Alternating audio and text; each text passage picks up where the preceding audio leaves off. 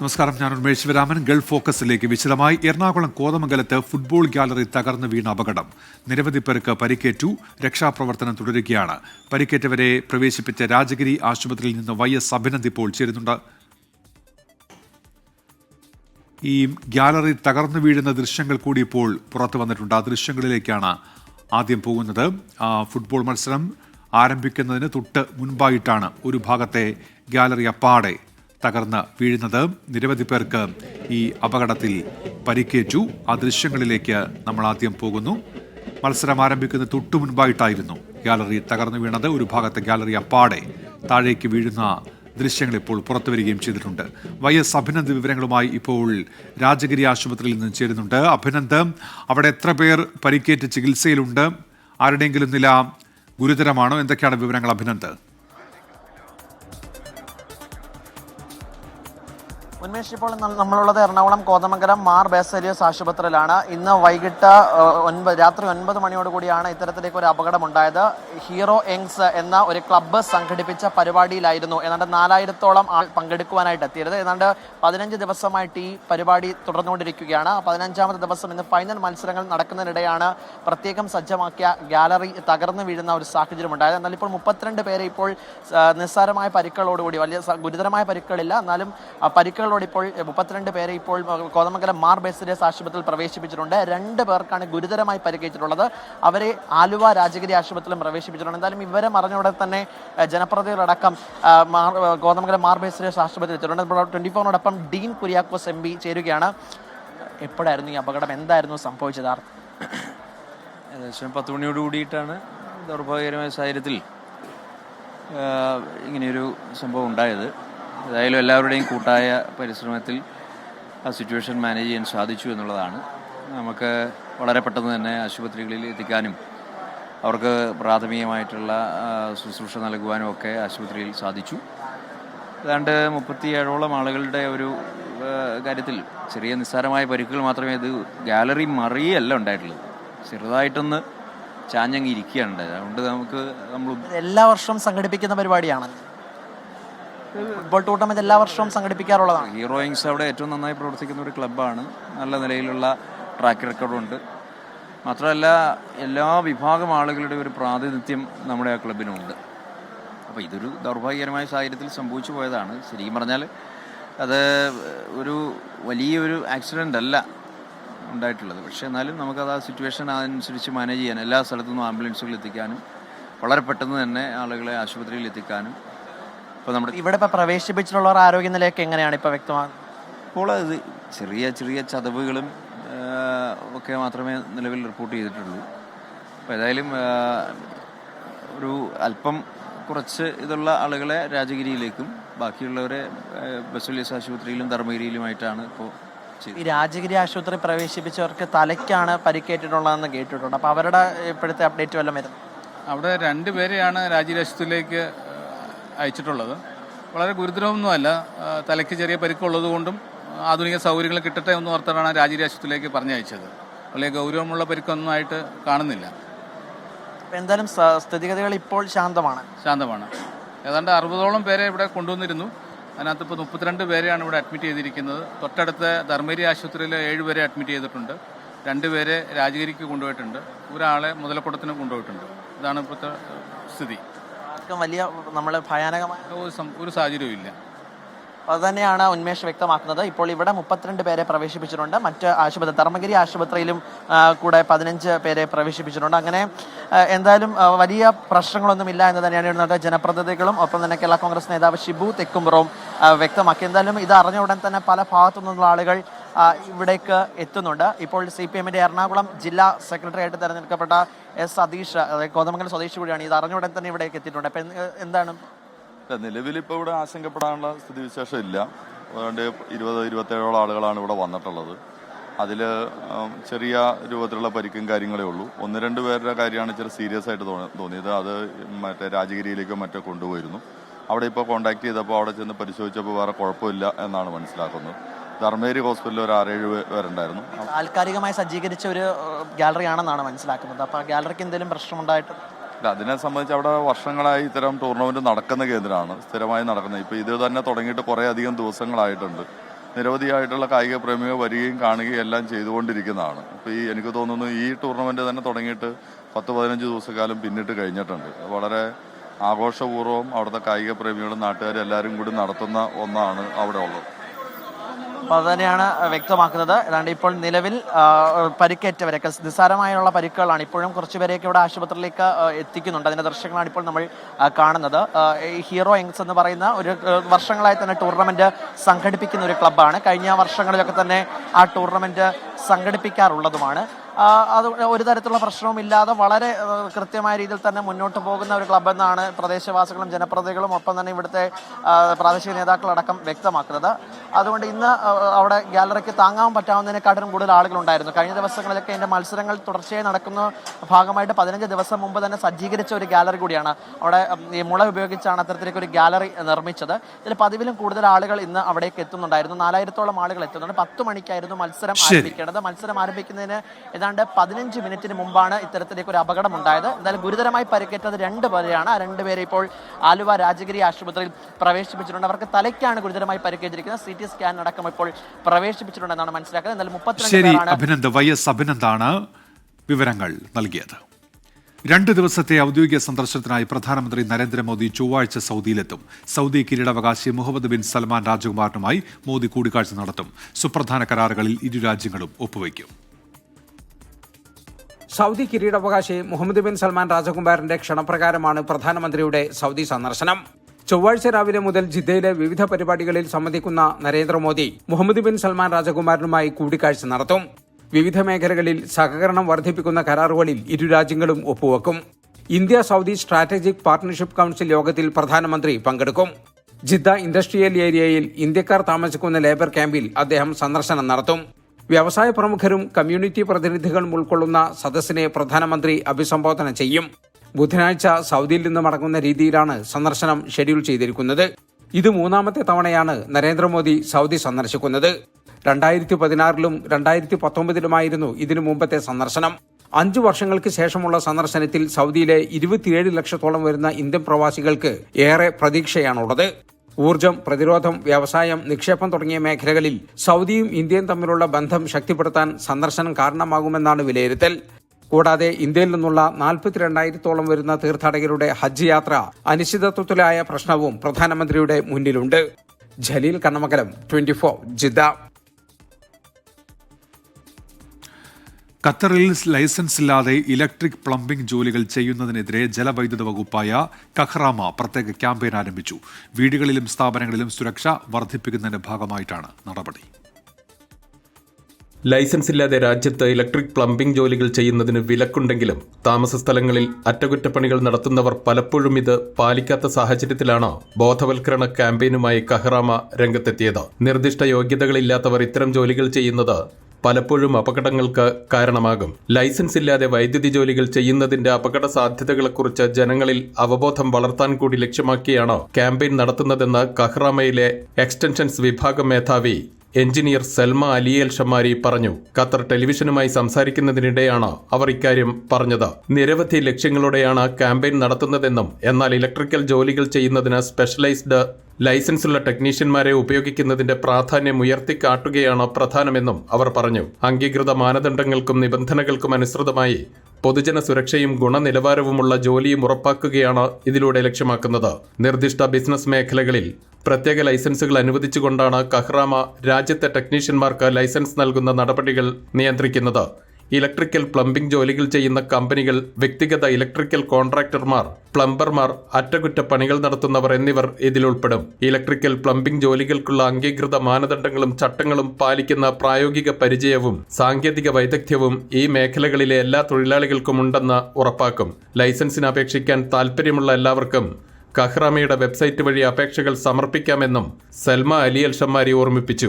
എല്ലാ മാനദണ്ഡങ്ങളും പാലിക്കുന്ന കമ്പനികൾ, കരാറുകാർ, സാങ്കേതിക വിദഗ്ധർ, വ്യക്തികൾ എന്നിവർക്ക് ലൈസൻസിനായി അപേക്ഷിക്കാവുന്നതാണ്.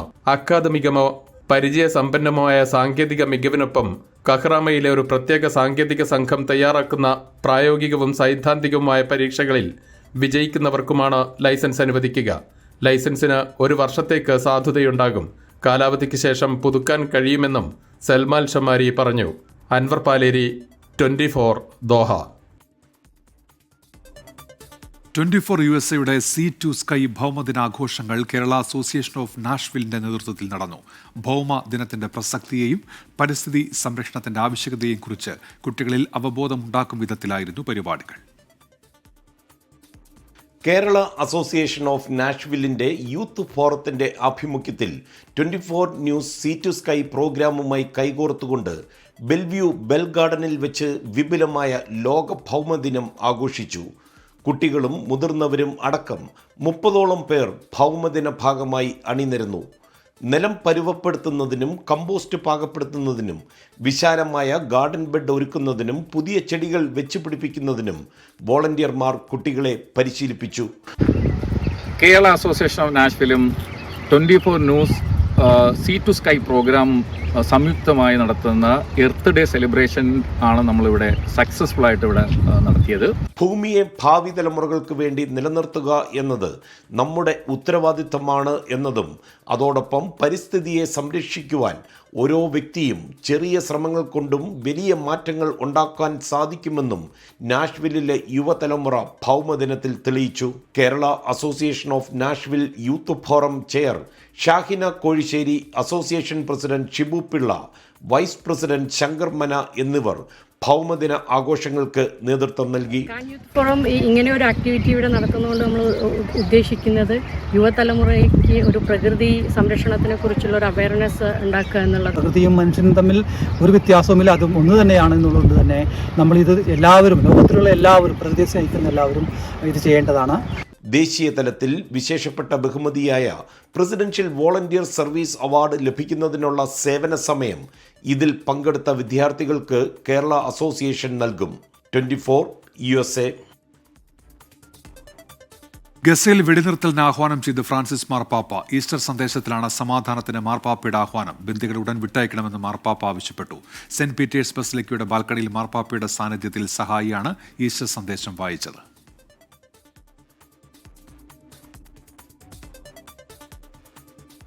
കുവൈറ്റിലെ ക്രൈസ്തവ വിശ്വാസികൾ ഉയിർപ്പ് പെരുന്നാൾ ആഘോഷിച്ചു. വിവിധ ദേവാലയങ്ങളിൽ നടന്ന തിരുക്കർമ്മങ്ങളിൽ ആയിരക്കണക്കിന് വിശ്വാസികൾ പങ്കെടുത്തു. സഹോദരന്മാരെ, ഒരു പുതിയ വാർത്ത ഞാൻ നിങ്ങളെ അറിയിക്കുന്നു. മശിഹ ഖബറിൽ നിന്ന് ഉയർത്തെഴുന്നേറ്റ് ക്രിസ്തുവിന്റെ ഉയർപ്പിന്റെ ഓർമ്മകൾ പുതുക്കി കുവൈറ്റിലെ ക്രൈസ്തവ സമൂഹം ഉയർപ്പ് പെരുന്നാൾ ആഘോഷിച്ചു. സമാധാനത്തിൻ്റെയും പ്രത്യാശയുടെയും സന്ദേശം പകർന്ന് വിവിധ സഭകളുടെ നേതൃത്വത്തിൽ ഉയർപ്പ് പെരുന്നാൾ ശുശ്രൂഷകൾ നടന്നു. സെന്റ് ഗ്രിഗോറിയോസ് ഇന്ത്യൻ ഓർത്തഡോക്സ് മഹാ ഇടവകയുടെ ആഭിമുഖ്യത്തിൽ നടന്ന ശുശ്രൂഷകൾക്കും തുടർന്ന് നടന്ന സമൂഹബലിക്കും വികാരി reverend father doctor Biju George Parackal, സഹവികാരി reverend father Mathew Thomas, reverend father Geevarghese John എന്നിവർ നേതൃത്വം നൽകി. അഹമ്മദി സെന്റ് തോമസ് ഓർത്തഡോക്സ് പഴയ പള്ളിയിൽ നടന്ന ഈസ്റ്റർ ശുശ്രൂഷകൾക്ക് father Abraham PJ, father Jomon Cherian എന്നിവരാണ് നേതൃത്വം നൽകിയത്. കുവൈറ്റ് സിറ്റിയിലെ NECK ചർച്ച് ആൻഡ് പാരിഷ് ഹാളിൽ saint George universal Syrian orthodox റീഷ് ചർച്ചിന്റെ നേതൃത്വത്തിൽ നടത്തിയ ഉയർപ്പ് ശുശ്രൂഷയ്ക്ക് കോഴിക്കോട് ഭദ്രാസനാധിപൻ പൗലോസ് മോർ ഐറോനിയോസ് മെത്രോപോലിത്ത മുഖ്യ കാർമ്മികത്വം വഹിച്ചു. ഇടവക വികാരി ഫാദർ സ്റ്റീഫൻ നെടുവക്കാട്ട്, ഫാദർ അരുൺ ബോസ് എന്നിവർ നേതൃത്വം നൽകി. Ahmadi our lady of Arabia catholic ചർച്ചിൽ നടന്ന ഈസ്റ്റർ ശുശ്രൂഷകൾക്ക് father Jijo Thomas Capuchin, father Johny Antony Capuchin എന്നിവരാണ് നേതൃത്വം നൽകിയത്. സെന്റ് സ്റ്റീഫൻസ് ഇന്ത്യൻ ഓർത്തഡോക്സ് ചർച്ചിന്റെ ഉയർപ്പ് പെരുന്നാൾ ശുശ്രൂഷകൾക്ക് ഇടവക വികാരി reverend father Jefin Varghese, reverend father John Philipose എന്നിവർ മുഖ്യ കാർമ്മികത്വം വഹിച്ചു. വിവിധ ദേവാലയങ്ങളിൽ നടന്ന ആരാധനകളിൽ ആയിരക്കണക്കിന് വിശ്വാസികളാണ് പങ്കെടുത്തത്. Jalin Thriprayar, 24 Kuwait. Malta saint Mary's Yakobaya Suriyani orthodox പള്ളിയിൽ ഉയിർപ്പ് പെരുന്നാൾ ആഘോഷിച്ചു. ഡോക്ടർ കുര്യാക്കോസ് മാർ തെയോഫിലോസ് മെത്രാപ്പൊലീത്ത ചടങ്ങുകൾക്ക് നേതൃത്വം നൽകി.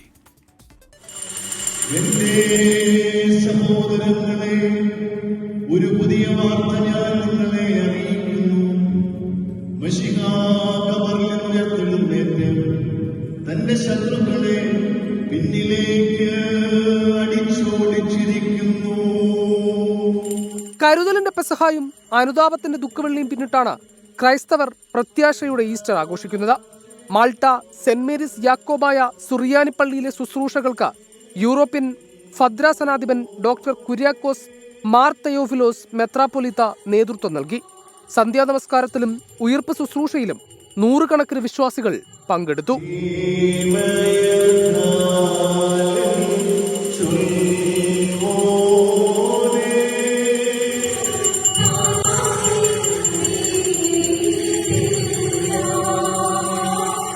സമാധാനത്തിന്റെയും പ്രത്യാശയുടെയും വലിയ അനുഭവമാണ് ഉയർപ്പ് പെരുന്നാൾ സമ്മാനിക്കുന്നതെന്ന് കുര്യാക്കോസ് മാർ തെയോഫിലോസ് മെത്രാപ്പൊലിത്ത ഈസ്റ്റർ ദിന സന്ദേശം നൽകി.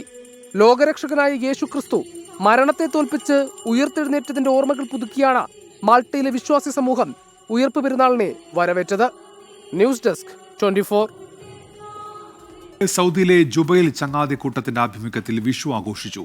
വിഷുക്കണി എന്ന പേരിൽ സംഘടിപ്പിച്ച പരിപാടി പങ്കാളിത്തം കൊണ്ടും സംഘാടന മികവ് കൊണ്ടും ശ്രദ്ധേയമായി. ജുബൈലിലെ ചങ്ങാതിക്കൂട്ടമാണ് വിഷുക്കണി എന്ന ശീർഷകത്തിൽ വിഷു ആഘോഷം സംഘടിപ്പിച്ചത്. ജുബൈൽ റോഡിലെ സഫ്വ ഫാം ഹൌസിൽ നടന്ന പരിപാടിയിൽ ഒരുക്കിയ വിഷുക്കണിയിലൂടെ പ്രവാസലോകത്തെ കുട്ടികൾക്ക് നന്മയുടെയും സമ്പൽ സമൃദ്ധിയുടെയും ഒരു കാലഘട്ടത്തിന്റെ ഓർമ്മകൾ പകർന്നു നൽകി. ചങ്ങാതിക്കൂട്ടം ഭാരവാഹി വിനോദ് കുട്ടികൾക്ക് വിഷു കൈനീട്ടം നൽകി. ഷിഹാബ് കൊയിലാണ്ടി ചടങ്ങിൽ മുഖ്യാതിഥിയായിരുന്നു. ജയരാജ് കൊല്ലം നേതൃത്വം നൽകിയ വിഭവസമൃദ്ധമായ സദ്യയും ഗൗരി നന്ദ, ആദർശ്, ഗോകുൽ, ജിവേഷ് എന്നിവർ അവതരിപ്പിച്ച കലാപരിപാടികളും വിഷു ആഘോഷത്തിന്റെ മാറ്റുകൂട്ടി. സജീഷ് മലോൽ, വിജേഷ്, കണ്ണൻ, വിനോദ്, സുബിൻ, സജിത്ത്, ശ്രീജിത്ത്, ഷിൻഡോ, പ്രമോദ് അത്തോളി, വിനോദ് വെങ്ങളം തുടങ്ങിയവർ ആഘോഷ പരിപാടികൾക്ക് നേതൃത്വം നൽകി. സുബൈറുദ്ദൂർ, 24 ദമാം. സൗദി ജനറൽ എന്റർടൈൻമെന്റ് അതോറിറ്റിയുടെ അതിഥികളായി എത്തി ഇന്ത്യൻ പ്രവാസി സമൂഹത്തിനായി നല്ല ഗാനങ്ങൾ സമ്മാനിക്കാൻ കഴിഞ്ഞതിൽ ഏറെ സന്തോഷമുണ്ടെന്ന് കണ്ണൂർ സലീം ഫാമിലി 24നോട് പറഞ്ഞു. ഇതുവരെ ചെയ്ത സ്റ്റേജ് ഷോയിൽ വെച്ച് ഏറ്റവും വലുതും ആസ്വദിച്ചതും ജിയ സംഘടിപ്പിച്ച പാസ്പോർട്ട് ടു ദ വേൾഡ് പരിപാടിയാണെന്നും ഇവർ പറഞ്ഞു. സുബൈർ ഉദ്നൂർ തയ്യാറാക്കിയ റിപ്പോർട്ടിലേക്ക്. സൗദി ജനറൽ എന്റർടൈൻമെന്റ് അതോറിറ്റി അൽഖോബാറിൽ സംഘടിപ്പിച്ച പാസ്പോർട്ട് ടു ദ വേൾഡ് എന്ന പരിപാടിയിൽ ഇന്ത്യൻ ആഘോഷരാവിൽ പങ്കെടുക്കാൻ കഴിഞ്ഞ സന്തോഷത്തിലാണ് കണ്ണൂരിൽ നിന്നുമുള്ള ഈ പാട്ടുകുടുംബം. കൾച്ചറിന്റെ ഭാഗമായിട്ട് ഒരു 4-5 ഡേയ്സ് വെക്കുന്നതാണ് സൗദി ഗവൺമെൻറ്റിൻ്റെ ഈ ഷോ. അതിൽ നമ്മളെ സെലക്ട് ചെയ്യാന്ന് വെച്ചാൽ ഒരു ഭയങ്കര ഗ്രേറ്റ്ഫുൾ ആണ് നമ്മൾ. അപ്പോൾ ഇവിടെ നിന്ന് പാടുക കുറച്ച് 1000-2000 പേരുടെ മുന്നിലല്ല നമ്മൾ പാടുന്നത്. ഓൾമോസ്റ്റ് 22,000 to 60,000 പീപ്പിളിൻ്റെ മുന്നിലാണ് നമ്മൾ പെർഫോം ചെയ്യുന്നത്. സോ ഭയങ്കര എക്സൈറ്റ്മെന്റ് ആയിരുന്നു, ടെൻഷനായിരുന്നു. പക്ഷേ പെർഫോം ചെയ്ത് കഴിഞ്ഞപ്പോൾ ഒരു സന്തോഷം അത് വേറെ ലെവലായിരുന്നു. എൻ്റെ ലൈഫിൽ ഇപ്പം ഏറ്റവും വലിയ സ്റ്റേജ് ഷോ ഏതാണ് ചെയ്തതെന്ന് ചോദിച്ചാൽ എനിക്ക് സംശയമില്ലാണ്ട് പറയാൻ പറ്റും നമ്മുടെ ഈ ഒരു സ്റ്റേജ് ആണെന്ന്. അല്ലേ, ഭയങ്കര ക്രൗഡ്. നമ്മുടെ ലൈഫിൽ ഏറ്റവും വലിയൊരു സ്റ്റേജ് ആണെന്ന് തന്നെ പറയാം ഇതുവരെ ചെയ്തതിൽ. അതും ചെയ്യാന്ന് മാത്രമല്ല, അത് സക്സസ് ആക്കി എടുക്കാന്നുള്ളതാണ്. നമുക്കൊരു അവസരം കിട്ടിക്കഴിഞ്ഞാൽ അത് സക്സസ് ആക്കി കിട്ടുന്നത് അത് പടച്ചോന്റെ വലിയൊരു അനുഗ്രഹമായിട്ട് കരുതുന്നു. മലയാളികൾ കാത്തിരിക്കായിരുന്നു നല്ല നല്ല പാട്ടുകൾക്ക് വേണ്ടിയിട്ട്. അതുപോലെ തന്നെ ആയിരിക്കും അല്ലെ? തീർച്ചയായിട്ടും നിങ്ങളും മനസ്സ് നിറഞ്ഞാണ് പോകുന്നത്. പിന്നെ മനസ്സും വയറും എല്ലാം നിറഞ്ഞിട്ടായിരുന്നു പോകുന്നത്. ശരിക്കും സൗദി ജനങ്ങളുടെ ഒരു സ്നേഹം അവർക്ക് ഇടയ്ക്ക് മാത്രമേ ഇപ്പോൾ കിട്ടുന്നുള്ളൂ പ്രോഗ്രാംസ്. അത് മാക്സിമം അവരെ നമ്മൾ മാക്സിമം എന്റർടൈൻ ചെയ്യിച്ചു. അവരും നമ്മളെ നല്ല രീതിയിൽ സ്നേഹിച്ചു, സപ്പോർട്ട് ചെയ്തു. തിരിച്ചു പോകുമ്പോൾ എന്താ പറയാനുള്ളത്? തിരിച്ച് സത്യം പറഞ്ഞല്ലേ, നമുക്ക് ദുബായിൽ ഒരു പ്രോഗ്രാം ഉള്ളത് കൊണ്ടാണ് അല്ലെ 2 ദിവസം ഇവിടെ നിൽക്കുമായിരുന്നു. കുറേ ആൾക്കാർ നമ്മളെ മീറ്റ് ചെയ്യണമെന്ന് പറയുന്നുണ്ട്. നമുക്ക് ഭയങ്കര സന്തോഷമുള്ള കാര്യമാണ്. നമ്മൾ ഇഷ്ടപ്പെടുന്ന ആൾക്കാരെ നമുക്ക് അങ്ങോട്ട് പോയി കാണാൻ പറ്റുന്നത്. അതും പ്രത്യേകിച്ച് പ്രവാസികൾ എന്ന് പറയുമ്പോൾ അവർ ഭയങ്കര കൗതുകത്തോടെയാണ് നമ്മളെ കാണുന്നത്. അപ്പോൾ അത് കാണാൻ പറ്റാത്തതിൻ്റെ ഒരു വിഷമമുണ്ട്. അത് അടുത്ത ഒരു വരുത്തിന് നമ്മളൊരു 3-4 ദിവസം ഇവിടെ നിന്ന് എല്ലാവരോടും നമ്മുടെ സലീം ഫാമിലിയുടെ വലിയൊരു താങ്ക്സ് പറയാണ് സൗദിയിലെ എല്ലാ ജനങ്ങളെടുത്തും. കുറേ സ്നേഹം. സൗദി ജിയ ആണ് നമ്മുടെ ഇൻവൈറ്റ് ചെയ്തത്. സോ ഇതിന്റെ എല്ലാ കോർഡിനേറ്റേഴ്സിനും നമ്മളെ വിളിച്ചതിന് ഒരു ബിഗ് താങ്ക്സ് പറയാണ് എല്ലാവരുടെ. അതുപോലെ തന്നെ ഫറയാണ് നമ്മൾ ക്ഷണിച്ചത്. ഇതിന്റെ ഇവന്റ്സിന്റെ എല്ലാവരുടെ ഒരു big thanks. Subairuddur, 24 Dammam. Malappuram Perinthalmanna Kunnappally സ്വദേശിനി സൈനമ ഹൃദയാഘാതത്തെ തുടർന്ന് ഖത്തറിൽ അന്തരിച്ചു. 77 വയസ്സായിരുന്നു. മകൻ മുനീറിനൊപ്പം ഖത്തറിൽ താമസിച്ചു വരികയായിരുന്നു. പരേതനായ അബ്ദുള്ള പത്തത്ത് അബ്ദുള്ളയാണ് ഭർത്താവ്. നടപടിക്രമങ്ങൾ പൂർത്തിയാക്കി മൃതദേഹം രാത്രിയോടെ നാട്ടിലെത്തിക്കുമെന്ന് KMCC അൽ ഇഹ്സാൻ മൈദ് പരിപാലന കമ്മിറ്റി ഭാരവാഹികൾ അറിയിച്ചു. SKN40 കേരള യാത്രയ്ക്ക് പ്രൗഢോജ്വല സമാപനം.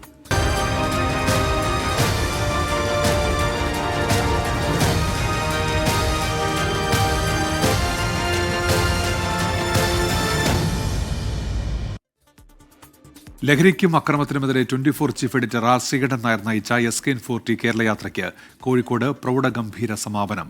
ജനലക്ഷങ്ങളാണ് കോഴിക്കോട് കടപ്പുറത്തേക്ക് ലഹരിക്കെതിരായ പോരാട്ടത്തിനായി ഒഴുകിയെത്തിയത്.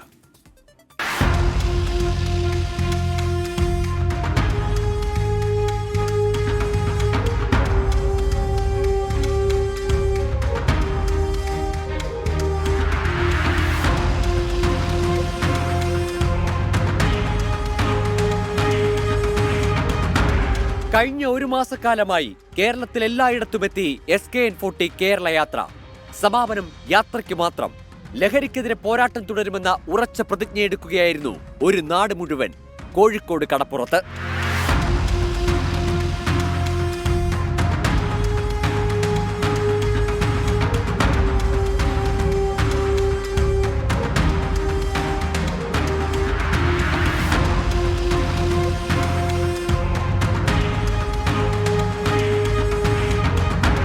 ലഹരിക്കെതിരായ പോരാട്ടം കൂടുതൽ ശക്തമായി മുന്നോട്ട് കൊണ്ടുപോകുകയെന്ന ദൃഢപ്രതിജ്ഞയാണ് കേരള യാത്രയുടെ സമാപനത്തിലെടുത്തത്. NSS വോളണ്ടിയർമാരെത്തിച്ച ദീപശിഖ ഏറ്റുവാങ്ങി SKN. ശേഷം വേദിക്കരികിൽ ദീപശിഖ തെളിയിച്ചു.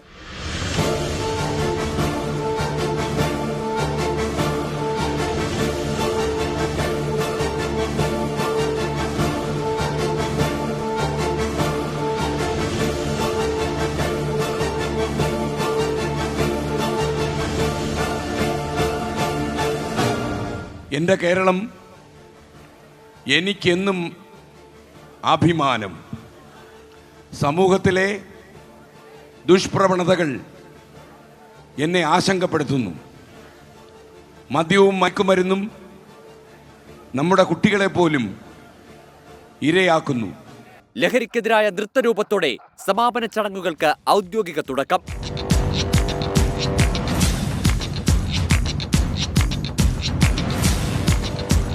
പൊതുമരാമത്ത് മന്ത്രി PA മുഹമ്മദ് റിയാസ് ചടങ്ങ് ഉദ്ഘാടനം ചെയ്തു. ലഹരിക്കെതിരെ ശക്തമായ നടപടിയാണ് സർക്കാർ സ്വീകരിക്കുന്നത്. ലഹരി ഉപയോഗത്തിൽ പുതിയ തലമുറയെ മാത്രം കുറ്റപ്പെടുത്തുന്ന രീതി ശരിയല്ല.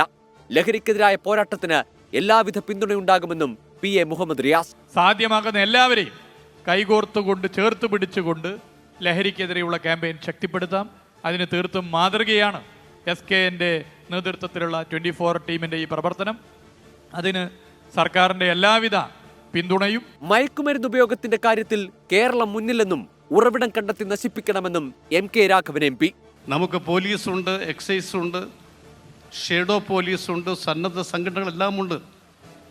പക്ഷേ എന്തുകൊണ്ട് ഇതിൻ്റെ ഉറവിടം കണ്ടെത്താൻ കഴിയുന്നില്ല, അവസാനിപ്പിക്കാൻ കഴിയുന്നില്ല എന്ന ചോദ്യം ഇന്നും അന്തരീക്ഷത്തിൽ ഉയർന്നു നിൽക്കുകയാണ്.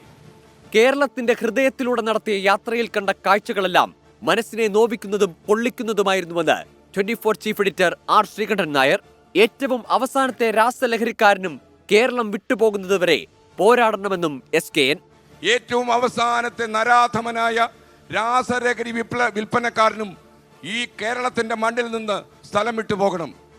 ഈ കേരളത്തിന്റെ മണ്ണിലേക്ക് വേരിറക്കാൻ ഒരു വൃത്തികെട്ട ശക്തിയെ നമ്മൾ അനുവദിക്കില്ല എന്ന് തമസോമ ജ്യോതിർഗമയ എന്ന് മനസ്സിൽ പറഞ്ഞുകൊണ്ട് നമ്മൾ വെളിച്ചം പായിച്ചു കൊടുക്കണം. ഇതൊരു സൂചനയാണ്. 24 ചെയർമാൻ ആലിംഗൽ മുഹമ്മദ് അധ്യക്ഷത വഹിച്ചു. വലിയ ജോലിയാണ് ശ്രീകണ്ഠനാർ ഏറ്റെടുത്തത്. നമ്മൾ എല്ലാവർക്കും അറിയുന്ന പോലെ മയക്കുമരുന്നിൻ്റെ ആളുകൾ എന്ന് പറഞ്ഞാൽ വലിയ നമ്മൾക്കാർക്കും തൊടാൻ പറ്റാത്ത അത്രയും വലിയ ലെവലുള്ള ആളുകളാണ്. അവരുമായിട്ടാണ് നമ്മൾ ഫൈറ്റ് ചെയ്യുന്നത്. അതിനെ നേരിടുന്നതിൽ ശ്രീകണ്ഠൻ നായരുടെ കൂടെ ഞങ്ങളും ഞങ്ങളുടെ സംഘവും എന്നും കൂടെ ഉണ്ടാവും. SKN കാലഘട്ടത്തിന്റെ പ്രവാചകനെന്ന് കോഴിക്കോട് അതിരൂപത arch bishop doctor Varghese Chakkalakkal. SKN ഈ കാലഘട്ടത്തിന്റെ ഒരു വലിയ പ്രവാചകനാണെന്ന് പറയാൻ ഞാൻ ആഗ്രഹിക്കുകയാണ്. കാലത്തിന്റെ അടയാളങ്ങൾ മനസ്സിലാക്കി അതിനോട് പ്രതികരിച്ചുകൊണ്ട് സമൂഹത്തിന്റെ മനസാക്ഷിയെ ഉണർത്തുവാൻ വേണ്ടി പ്രവർത്തിക്കുന്ന ഒരു വലിയ മനുഷ്യനാണ് നമ്മുടെ ശ്രീകണ്ഠൻ നായർ. യാത്രയ്ക്ക് പൂർണ്ണ പിന്തുണയുമായി ശാന്തിഗിരി ആശ്രമം ഡയറക്ടർ ഗുരുരത്നം ജ്ഞാനതപസ്വി. ദൈവത്തിൻ്റെ പരമമായ കാരുണ്യ കൃപാ കടാക്ഷത്താൽ അതിൻ്റെ എല്ലാ അർത്ഥത്തിലും നന്മയുള്ളതായി തീരട്ടെ. ഇനിയും SKN ഒരുപാട് ദൂരം മുന്നോട്ട് പോകുവാൻ സാധിക്കട്ടെ എന്ന്. Lake Shore CEO Jayesh V Nair, Xylem director Lijeesh Kumar, myG chairman AK Shaji, Flowers COO Santhosh J Nair, BJP സംസ്ഥാന വൈസ് പ്രസിഡന്റ് P രഘുനാഥ് എന്നിവർ ആശംസകൾ അർപ്പിച്ചു. ഇത്ര നിസ്സാരമായി നല്ല രീതിയിൽ നമ്മളെല്ലാവരെയും ഇതിനെക്കുറിച്ചുള്ള ഒരു അവയർനെസ് ക്രിയേറ്റ് ചെയ്ത് തന്നതിൽ വളരെയധികം സന്തോഷമുണ്ട്. 40 വർഷം മാധ്യമരംഗത്ത് പൂർത്തിയാക്കിയ നമ്മുടെ SK കേരളത്തിൽ നയിക്കുന്ന ലഹരിക്കും അക്രമത്തിനുമെതിരെ SKN40 എൻ്റെയും മൈജിയുടെയും എല്ലാവിധ ആശംസകളും നേരുന്നു. ഞങ്ങളുള്ള കാലത്ത് ഞങ്ങളെ കാണുന്ന മനുഷ്യർ കുറേ കൂടെ സുരക്ഷിതരായി ജീവിക്കേണ്ടതുണ്ട്. അത് ഞങ്ങളുടെ ഉത്തരവാദിത്വമാണ് എന്ന് ശ്രീകണ്ഠൻ സാറും അദ്ദേഹത്തിൻ്റെ ചാനലും ഇത്ര ഉച്ചത്തിൽ സംസാരിക്കാൻ വേണ്ടി തീരുമാനിച്ചിരിക്കുന്നു എന്നതിൻ്റെ വലിയ സന്തോഷം സത്യത്തിൽ ഇവിടെ നിൽക്കുമ്പോൾ എന്നെ സംബന്ധിച്ചിടത്തോളം വ്യക്തിപരമായി ഉണ്ട്. 24 കണക്റ്റും കെ ചിറ്റിലപ്പള്ളി ഫൗണ്ടേഷനും സംയുക്തമായി സംസ്ഥാനത്തെ സർക്കാർ സ്കൂളുകൾക്ക് നൽകുന്ന കമ്പ്യൂട്ടർ ലാബുകളുടെ പ്രഖ്യാപനം 24 എഡിറ്റർ ഇൻചാർജ് PP ജെയിംസ് നിർവഹിച്ചു. എക്സിക്യൂട്ടീവ് എഡിറ്റർ KR ഗോപികൃഷ്ണൻ സ്വാഗതവും assistant executive editor Deepak Dharmadam നന്ദിയും പറഞ്ഞു. ലഹരിക്കെതിരെ തമസോമ ജ്യോതിർഗമയ സന്ദേശത്തിനൊപ്പം മൊബൈൽ ഫോണിൽ വെളിച്ചം തെളിയിച്ച് ജനങ്ങളൊപ്പം ചേർന്നതോടെ ചടങ്ങുകൾക്ക് സമാപനം.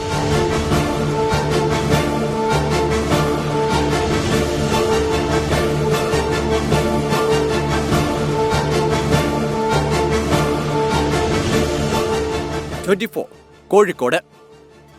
ഇവിടെ ഗൾഫ് ഫോക്കസ് പൂർത്തിയാകുന്നു. Good night.